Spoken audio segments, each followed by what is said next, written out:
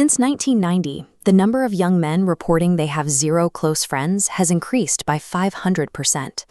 This isolation is mirrored in their physical environment, with over half of all men between the ages of 18 and 30 currently living at home. The traditional milestones of early adulthood, moving out, establishing a local network, and building a career, are being replaced by a total retreat into digital spaces. We are witnessing the rise of the vanishing man. This isn't a physical departure, but a silent, systemic withdrawal from the social and economic grid. When millions of men across the Western world pull back simultaneously, it indicates a structural collapse in the pathways to adulthood, rather than a collective failure of individual character. Public discourse often frames these isolated men through the lens of personal laziness or a lack of motivation. This blueprint illustrates the isolation pipeline. It shows how specific policy shifts and economic changes over several decades created a direct path toward this demographic collapse. To understand the crisis at the end of this pipeline, we have to examine the foundational flaws built into its beginning. The first major leak in the pipeline began in the American classrooms of the 1970s. Legislation like Title IX was introduced as a necessary correction, designed to ensure female students received equal institutional support and resources. Title IX is a federal law that prohibits sex-based discrimination in any school or education program that receives federal funding. As schools reorganized to meet these new benchmarks, instructional styles began to shift toward more sedentary, verbal-heavy curricula. Methods that traditionally supported male developmental timelines, such as kinetic learning and competitive grading, became secondary priorities. Over the following 40 years, male literacy scores and graduation rates began a steady decline.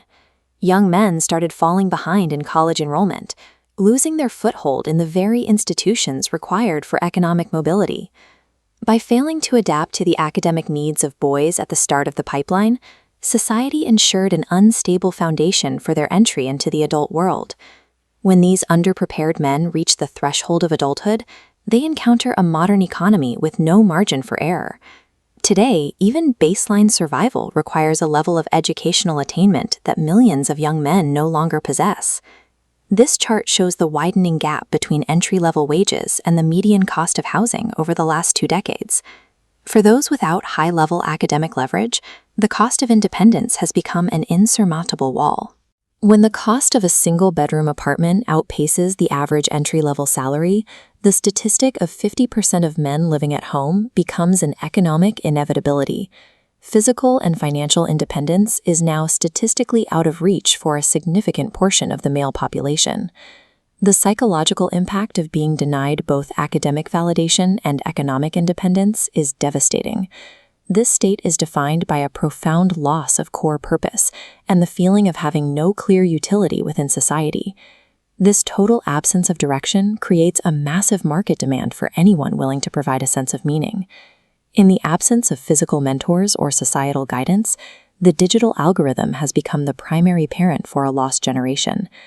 A new industry of internet gurus has emerged, specifically designed to capture the attention of these isolated men. These figures gain influence by acknowledging the reality of male isolation and offering rigid frameworks for how to live. They offer the appearance of a strong male role model to a demographic that has been historically overlooked by traditional institutions. These figures are the opportunistic result of a pre-existing systemic failure. The standard response to this influence is to ban or deplatform the individual speakers. However, removing the supply does nothing to reduce the millions of young men actively searching for these frameworks. The real crisis is the architecture of the isolation pipeline itself. It continues to push disenfranchised men toward the digital void. Until we rebuild the educational and economic pathways for young men, there will always be a market waiting in the dark to monetize their loneliness.